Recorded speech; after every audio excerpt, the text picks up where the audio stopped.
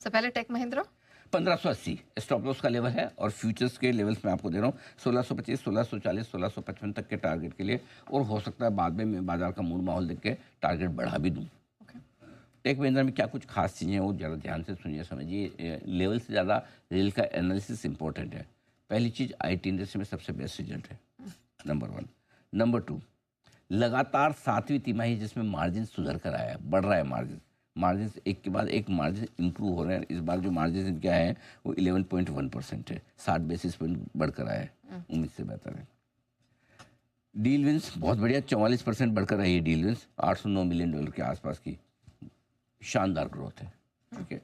चौथा, एक चीज़ बहुत साफ दिख रही है कंपनी के रिजल्ट को देखकर कि कंपनी का फोकस बहुत क्लियर है, रेवेन्यू ग्रोथ की बजाय मार्जिन एक्सपांशन पर, ऑपरेशनल एफिशिएंसी लाना चाहता है। मुझे लगता है वो सबसे काम की चीज़ है, वो मुझे तो बहुत पसंद आई है। तो मेरा ये मानना है कि कुछ शुरुआत हो या बहुत गैप से ना खुले तो ख़रीदना चाहिए। और दूसरा ये कि ऑनेस्टली मैं बताऊँ, HCL टेक और TCS की तरह टेक महिंद्रा के रोया नहीं है, आंसू नहीं निकाले। देखो अमेरिका में ये हो रहा है, ऐसा हो रहा है, मुस्कुराते रहा है ऐसा एकदम। तो कोई EPS कट नहीं, दोनों के EPS कट आए थे, HCL टेक और TCS के, दोनों से बढ़िया किया है इसने काम, इसमें कोई डाउट नहीं।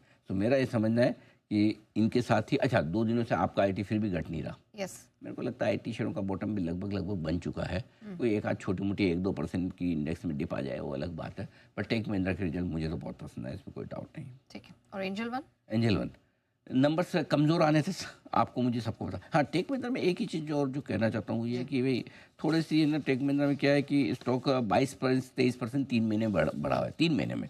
बट 3 महीने में क्या मार्केट ही पूरा बढ़ा है ना, करेक्ट, कि 700-800 के निफ्टी से हम यहाँ आए तो थोड़ा है। बट अदरवाइज महीने भर में 5% नीचे है टेक महिंद्रा, तो कोई ऐसा महीने भर में बढ़ा हुआ नहीं है, तो स्कोप है बढ़ने का। और अगर आज सरप्राइज करेगा तेजी की तरफ तो टेक महिंद्रा करेगा। अच्छा, हाँ, और कोई बड़ी बात नहीं कि निफ्टी का टॉप गेनर बनेगी, कोशिश कर सकता है अगर थोड़ा सा जोर लगाए, मेहनत करे। देखो मेहनत तो जरूरी है, तो एफएनओ का टॉप गेनर भी बन सकता है। ठीक है, ये है एंजल वन।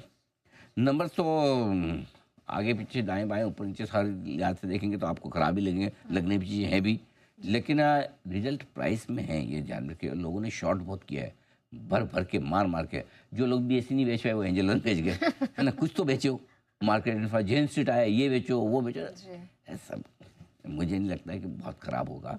इनफैक्ट मुझे लगता है कि अगर ये शॉक देने के बजाय सरप्राइज़ देना चाहिए। शॉक मतलब झटका, सरप्राइज़ मतलब अच्छी उम्मीद, पॉजिटिव। सरप्राइज़ को पॉजिटिव मानता हूँ, शॉक को मैं नेगेटिव मानता हूँ। तो शॉक नहीं देगा, सरप्राइज़ देगा। और ऐसे में शॉर्ट कवरिंग फ्रेश खरीदारी लोअर लेवल पे आ सकते हैं, नीचे खुलेगा, शॉर्ट मत कीजिएगा। सपोर्ट नीचे में 2625, 2585 के आसपास का है, 2735 के ऊपर से ये मजबूत होना शुरू हो जाएगा, ये ध्यान में रखिए। तो इसलिए एंजल वन भी नंबर्स दिखने में कमज़ोर है लेकिन ज़्यादा ख़राब